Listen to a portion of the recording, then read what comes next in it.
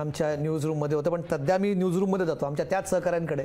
करण सिंग माझा सहकारी न्यूजरूममध्ये आहे. कारण सकाळी आपण सगळे सोबत होतो. ही बातमी जेव्हा आपल्याकडे आली, म्हणजे बातमी परवा आली होती आणि कालपासूनच आपण उत्साही होतो कधी आपल्याला ऑनर जायला मिळतं आहे. टीमसोबत मला दाखवायचं, हे प्रेक्षकांना आपल्याला दाखवायचं की आपली टीम काय आपली टीम करते, पुन्हा एकदा कुठला जोश टीममध्ये आहे हे तू आपल्या प्रेक्षकांना दाखवास. करण. नक्कीच. खरं तर सर, लोकशाहीसाठी लढणाऱ्या प्रत्येकासाठी आणि महाराष्ट्रासाठी आजचा दिवस म्हणजे आनंदाचा आणि अत्यंत महत्त्वाचा आहे. कारण तुमच्या आमच्या सर्वांची लाडकी आणि सर्वसामान्य जनसामान्यांचे प्रश्न मांडणारी लोकशाही वृत्तवाहिनी या सॅटेलाइट प्लॅटफॉर्मवर सुरू झाली आहे. अगदी महाराष्ट्रभरात जशा प्रकारचा आनंद साजरा केला जात आहे त्याच पद्धतीने आपले न्यूजरूम सुद्धा अतिशय हॅपनिंग सध्या पाहायला मिळते. आनंदाचं वातावरण या ठिकाणी पाहायला मिळते. लोकशाही मराठी न्यूज चॅनल केवळ सॅटेलाइट प्लॅटफॉर्मवरती बंद करण्यात आलं होतं, मात्र लोकशाहीचा चौथा स्तंभ असलेली पत्रकारिता ही आपली अविरत पद्धतीने सुरू होती. त्याच बाबतीत सविस्तरपणे विश्लेषण करण्यासाठी माझ्यासोबत माझे सहकारी रमेश जोशी सर आहेत. रमेश सर, नेमकं काय सांगाल? खरं तर सॅटेलाइटवर आपलं चॅनल हे केवळ बंद होतं, मात्र इतर ठिकाणी ऑल डिजिटल प्लॅटफॉर्मवरती आपलं अविरतपणे असंच कार्य सुरू होतं.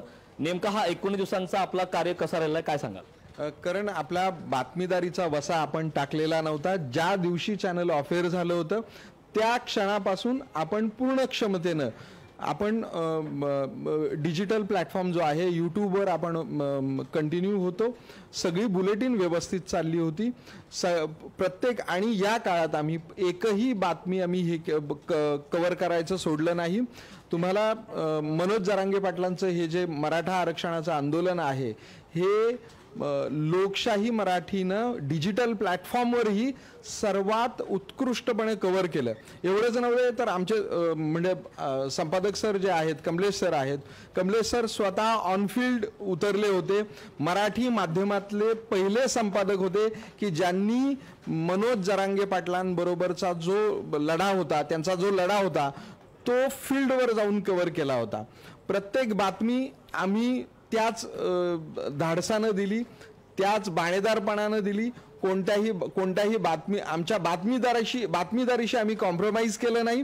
आणि या काळात नोंद घेण्यासारखी गोष्ट म्हणजे सर, डिजिटल प्लॅटफॉर्मवर ज्यांना सॅटेलाइटवर दिसत नाही त्यांनी डिजिटल प्लॅटफॉर्मवर लोकशाहीची प्रेक्षक संख्या प्रचंड वाढली आणि प्रचंड प्रतिसाद लोकांचा मिळाला.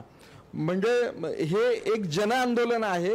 या पद्धतीत लोकांचा जो प्रतिसाद होता तो पाहून आम्ही न्यूजरूम ही भारावली होती. नक्कीच. खरं तर कुठल्याही प्रकारची तमा न बाळगता आपली बातमी देण्याची पद्धत ही अशीच सुरू असते. आणि याच बाबतीत सविस्तरपणे सांगण्यासाठी माझी सहकारी तृप्ती पालकर देखील आपल्यासोबत आहे. तृप्ती, काय सांगशील? खरं तर मागच्या 18-19 दिवसांमध्ये वेगवेगळ्या प्रकारच्या प्रतिक्रिया आल्या, कमेंट्स आल्या आणि या 19 दिवसामध्ये नेमकं आपल्याला कशा प्रकारचं वातावरण पाहायला मिळालं? सॅटेलाइट वगळता डिजिटल आणि इतर प्लॅटफॉर्मवरती कशा प्रकारचा प्रतिसाद पाहायला मिळाला? काय सांगशील याबद्दल? खरं तर पत्रकार म्हणून काम करताना कोणतंही माध्यम हे मर्यादा कधीच ठरत नाही. जरी आपण सॅटेलाइट चॅनलच्या माध्यमातून लोकांपर्यंत पोहोचत नव्हतो तरी सुद्धा आपण डिजिटल प्लॅटफॉर्मवरती तितकेच लोकप्रिय ठरत होतो. खरं तर लोकप्रियता वाढत होती आणि जे प्रेक्षकांचं प्रेम आपण पाहत होतो कमेंट्सच्या माध्यमातून, तेव्हा कळत होतं की लोक आपल्याला किती प्रतिसाद देतात. खरं तर टीव्हीवरती जेव्हा आम्ही दिसतो, आपण सगळे आपलं काम दिसतं, त्यावेळेस आपल्याला माहिती नसतं की लोकांच्या मनामध्ये आपल्याबद्दल काय अपेक्षा आहेत, आशा आहेत आणि त्यांना आपलं काम कशा पद्धतीने आवडतंय. मात्र जेव्हा डिजिटल प्लॅटफॉर्मवरती यूट्यूबचे सबस्क्रायबर वाढत होते, त्यांचे कमेंट्स येत होते, लोकशाही पुन्हा सुरू करा, आम्ही लोकशाहीच्या बरोबर आहोत, लोकशाहीवरची बंदी हटवली पाहिजे, अशा सपोर्टिव्ह कमेंट्स जेव्हा पाहत होतो त्यावेळेस वाटत होतं की खरंच आपण पत्रकारिता करतो आहोत आणि आपण जी धडपड करतोय माध्यम क्षेत्रामधून लोकांना न्याय देण्यासाठी ती लोकांपर्यंत पोहोचते आणि त्याबद्दल लोकांच्या मनात आपल्याबद्दल आपुलकी आहे, प्रेम आहे. आणि याशिवाय महत्त्वाची गोष्ट ही होती की अनेकांनी आंदोलनं सुरू केली होती. पत्रकार संघटनांनीच पुढे येत निवेदन दिलं होतं की लोकशाही मराठी पुन्हा सुरू झालं पाहिजे. लोक रस्त्यावरती उतरत होते आणि म्हणत होते की लोकशाही पुन्हा सुरू झालं पाहिजे. अनेक राजकीय प्रतिक्रिया आल्या. अगदी राष्ट्रवादीचे अध्यक्ष शरद पवार यांची प्रतिक्रिया होती, खासदार संजय राऊत, शिवसेनेच्या उपनेत्या सुषमा अंधारे, एमआयएमचे खासदार असदुद्दीन ओवैसी, या सगळ्यांच्या ज्या प्रतिक्रिया होत्या त्या भरभरून प्रेम देणाऱ्या, बळ वाढवणाऱ्या होत्या. आणि पत्रकार क्षेत्रामध्ये आपण कशा पद्धतीने आणखीन जबाबदारीने काम करायला पाहिजे हे सांगणारे होत्या. त्यामुळे हा काळ जरी इतरांच्या नजरेमध्ये आपण कुठेतरी ऑफेअर आहोत असं दाखवणारा असला तरी आमच्यासाठी हा काळ सुद्धा मोठ्या प्रमाणामध्ये मेहनत करून पुढे येण्यासाठी होता. त्यामुळे हा काळ आमच्यासाठी संधी ठरलेला आहे असं मी म्हणेन. नक्कीच. खरं तर मागच्या या 18-19 दिवसामध्ये लोकशाही मराठीवरती प्रेम करणाऱ्यांची संख्या कितपत आहे हे दाखवण्याची एका प्रकारे संधी मिळाल्याचंही सांगायला हरकत नाही. सर नाही, नक्कीच.